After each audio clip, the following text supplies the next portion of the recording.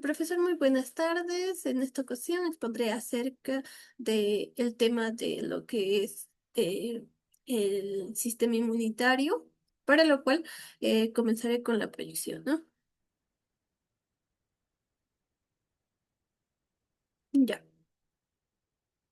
Tenemos aquí un pequeño esquema, el cual nos va a ayudar para poder hacer la explicación, ¿no?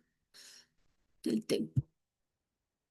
El sistema inmunitario es el sistema que actúa con mecanismos de defensa, ¿no? Ay, perdón. El sistema, el sistema inmunitario también es muy importante para el organismo, bueno, para la persona, para el individuo. Este sistema es muy complejo. em, el sistema actúa como defensa del cuerpo y también nos protege contra infecciones y enfermedades. Está compuesto, bueno, este sistema por células, tejidos, órganos que trabajan, ¿no? Conjuntamente para así eliminar los patógenos y las sustancias dañinas. En este caso, el sistema inmunitario nos presenta mecanismos de defensa.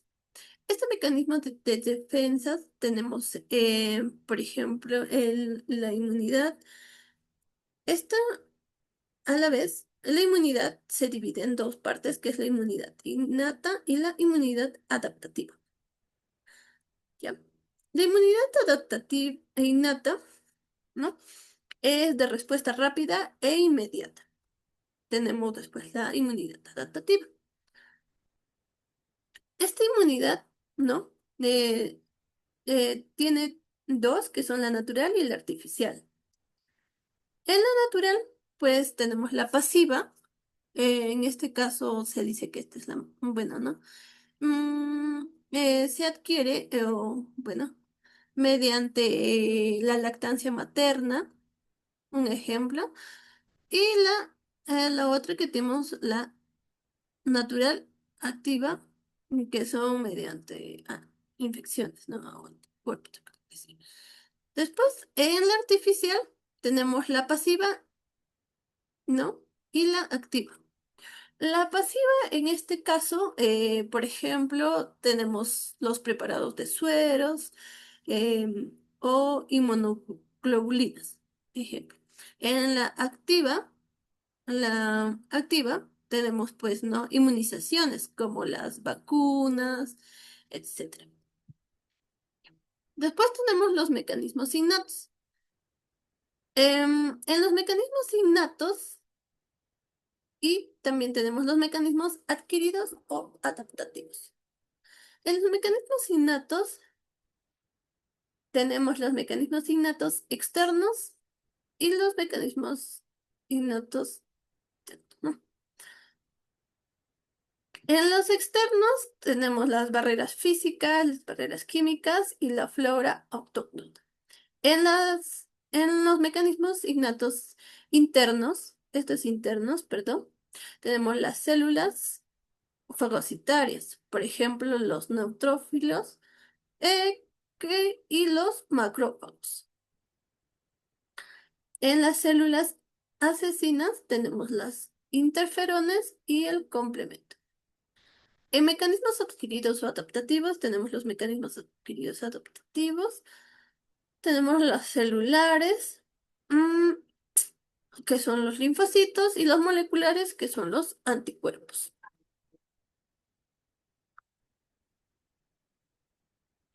En- Prosiguiendo, tenemos el órgano linfoide. Órganos linfoides. Tenemos los primarios y los secundarios. En los primarios tenemos estos, pues tienen origen y desarrollo, ayudan a desarrollar a las células del sistema inmune. Estos están ¿no? Pasa en la médula ósea y en el tipo. En la médula ósea, por ejemplo, en aquí se originan las células del sistema inmunológico. y la maduración de los linfocitos B. Una de las células que se producen en la médula ósea, por ejemplo, es los linfocitos T. Y en el timo llegan a pasar para tener su maduración, ¿no? En el timo, los linfocitos T llegan a su maduración, pero se originan en la médula ósea. En los órganos linfoides secundarios, pues tenemos estos, ¿no? Son inmunes y maduran, bueno, eh, son activas, ¿no? Son inmunes y maduras y activas por los antígenos. Se activan por los antígenos. Estos tenemos los endenoides, las amígdalas y las placas de Peyer. En este caso, estas de aquí se activan con los linfocitos por los antígenos y tenemos después los ganglios linfáticos y el vaso. Y estas de aquí se activan pues con los linfocitos T o B. Aquí tenemos una gráfica del sistema inmunitario, un ejemplo, ¿no? Por esta parte tenemos el timo, los ganglios linfáticos, el vaso, la médula ósea, la red de los vasos linfáticos, ¿no? Ya. En esta parte de aquí haré una explicación acerca de de los grupos sanguíneos, ¿no? Si bien los grupos sanguíneos son muy importantes, ya que estos son muy importantes, mm, mm, ¿no? Para la respuesta inmunológica. Bueno, em, y, y bueno, tiene grupos sanguíneos. Tenemos el grupo A, ¿no? Los grupos sanguíneos tenemos el grupo A, B, AB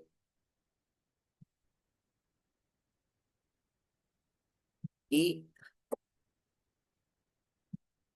en el grupo A, ¿no? Este, se presencian los antígenos en la superficie de los glóbulos rojos. En este caso, tenemos un glóbulo rojo y sus antígenos, ¿no? Son de como, ah, ¿cómo se le diría? Como los antígenos están presentes al borde del glóbulo rojo así, de la forma de unas as, ¿no?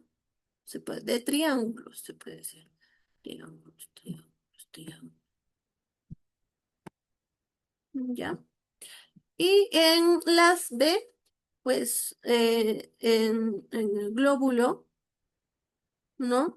En el glóbulo, estas se presentan, ¿no? Con forma de esferitas. Así. Uy.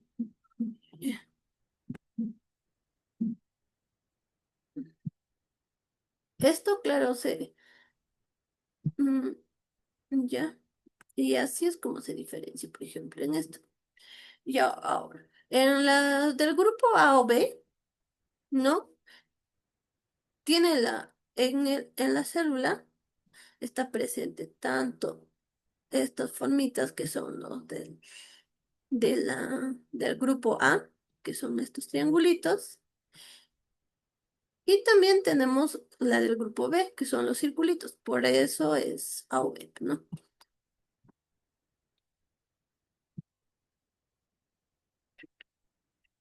Entonces acá los antígenos se presentan de esta forma, ¿ya?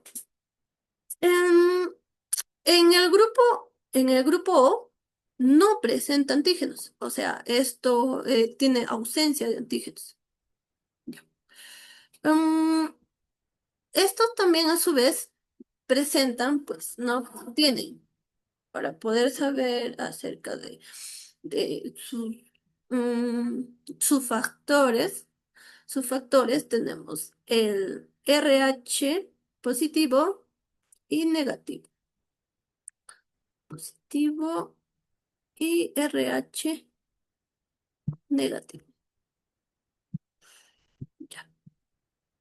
Entonces, em, bueno.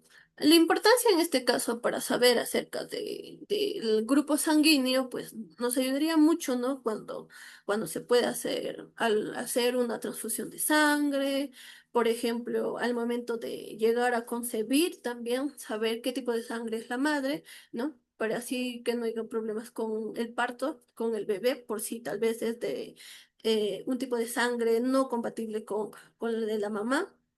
Y después, en caso de que se pueda hacer donación de sangre, ¿no? Eh, Posteriormente tenemos un ejemplo, a ver, un ejemplo en la parte de aquí. Uy, aquí las imágenes, ¿ya? En este caso, perdón, en este caso presentamos, ¿no? Una muestra de sangre aquí. Este circulito de aquí es le vamos a dar la letra de la A, esta es la B y esto es la G. En aquí se pone la muestra de sangre, una gotita y una gotita. Se utiliza reactivos en la cual para poder nosotros verificar en este ejemplo qué tipo qué grupo sanguíneo es y qué factores, ¿no? En este caso, ¿cómo lo determinamos estos? Mediante los reactivos que se agregan en la muestra, como estos dos nos determinan el grupo sanguíneo, por ejemplo, en la A y en la B, no presentamos ninguna mm, coagulación de sangre, se le puede decir, ¿no? Em, en, y em, no se presenta una coagulación por algo, no, bueno, por ende no es tipo de sangre ni A ni B. Pero sí vemos que en la tercera hay una coagulación de sangre. Ya. Entonces, en este caso, ¿no? Este de acá nos determina el tipo de RH, ya sea positivo o negativo. Si es negativo, esto no presenta coagulación, pero si es positivo, sí presenta coagulación. En este caso, como se puede ver, sí hay la coagulación de la sangre, ¿no? Entonces, en conclusión, llegaríamos que este paciente es un tipo de sangre O, ¿ya? Porque no es ninguna de estas dos, entonces es un tipo de sangre O.